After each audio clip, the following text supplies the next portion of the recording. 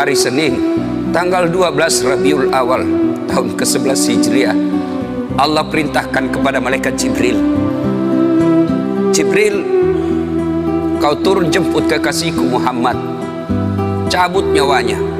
Dengan catatan, tanya dulu, jika dia sudah mau, lakukan tugasmu.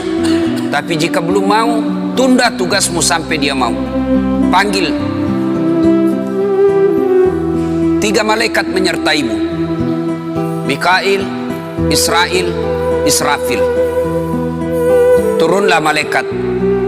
Di langit ke-7 mereka masih berempat, langit ke-6 mereka masih berempat. Sampai di langit pertama malaikat Jibril berkata, wahai malaikat pencabut nyawa, kau sajalah yang turun ke dunia. Saya tidak tega menemanimu dan melihat engkau mencabut rohnya Muhammad SAW. Lalu malaikat pencabut nyawa berkata, Jibril, kenapa kau tidak turun menyertai kami? Bukankah selama ini engkau yang menyertai Rasulullah? Bukankah selama ini engkau yang menemui Rasulullah? Kami tidak pernah menemui Rasulullah. Turunlah bersama kami. Jibril berkata, maafkan saya tidak betul-betul tidak mampu melihat engkau mencabut rohnya Rasulullah. Turunlah 4 malaikat ini. Lalu malaikat mengetuk pintu Rasulullah, ketuk rumah Rasulullah.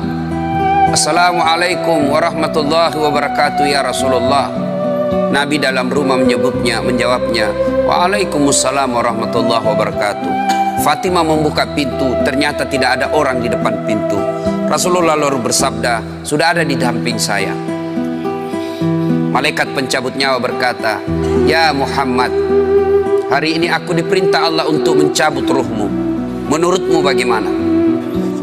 Rasulullah menjawabnya, wahai malaikat, 24 nabi dan rasul senior saya, 24 nabi dan rasul pendahulu saya, setelah mereka melaksanakan tugas, mereka pun menghadap kepada Allah.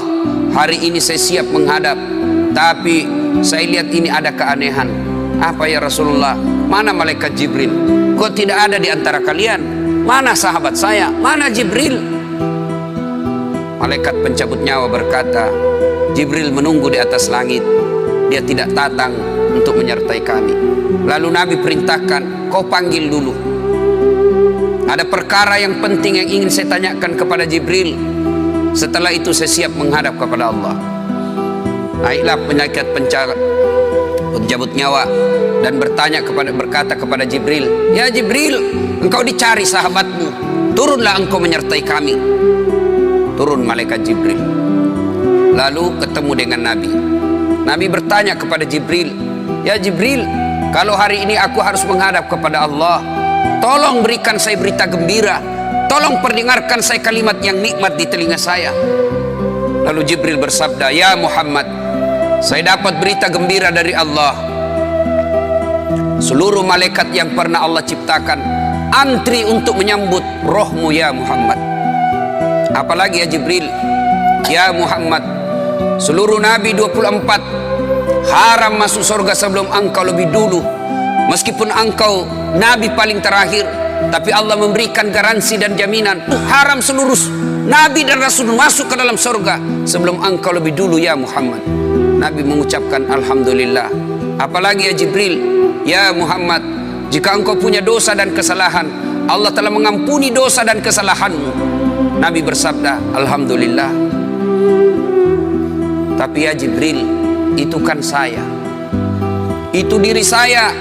Ya Jibril, saya tidak cemas soal diri saya tidak ragu soal diri saya. Yang saya cemaskan umatku ya Jibril. Bagaimana umatku sepeninggal aku kelak? Subhanallah, Nabi tidak mencemaskan anaknya, Nabi tidak mencemaskan istri beliau, Nabi tidak mencemaskan keluarga beliau. Yang beliau cemaskan umatku ya Jibril. Jibril lalu berkata, baiklah kalau begitu ya Muhammad, nantikan saya. Jibril lalu menghadap kepada Allah. Selang beberapa saat muncul kembali dan berkata, ya Muhammad, aku telah mendapat berita gembira dari Allah. Meskipun engkau sudah tidak di tengah-tengah mereka, meskipun engkau sudah tidak berada di tengah umatmu, selama umatmu berpegang kepada Quran dan Sunnah, mereka akan selamat dunia sampai di akhirat. Mendengar ini Rasulullah lalu tersenyum dan berkata, Alhamdulillah, segala puji bagi Allah. Malaikat pencabut nyawa, silahkan laksanakan tugasmu. Jibril mundur, majulah malaikat pencabut nyawa melaksanakan tugas dan berkata, kalau bahasa kita, ya Muhammad, maafkan saya, saya tidak mampu melakukan ini, tapi ini perintah dari Allah. Lalu Nabi bersabda, laksanakan tugasmu, saya pun siap melakukannya. Undur malaikat Jibril, majulah malaikat pencabut nyawa melaksanakan tugasnya. Keluar rohnya Rasulullah, perlahan-perlahan meninggalkan telapak kaki Rasulullah. Telapak kaki Rasulullah menggigil, naik ke atas betis Rasulullah, naik ke paha Rasulullah, sampai ke perut. Bercucuran keringat Rasulullah, keluar keringat Rasulullah di wajah Rasulullah. Malaikat Jibril lalu berpaling. Nabi lalu bersabda, wahai malaikat Jibril, kenapa engkau palingkan mukamu? Apakah engkau jijik melihatku? Apakah kau jijik melihat wajah saya? Jibril bersabda, ya Muhammad, ketahuilah demi Allah yang menguasai segala-galanya, tidak aku jijik melihat mukamu ya Muhammad. Aku tidak tega melihat engkau menghadapi sakaratil maut. Aku tidak mampu melihat engkau menghadapi sakaratil maut.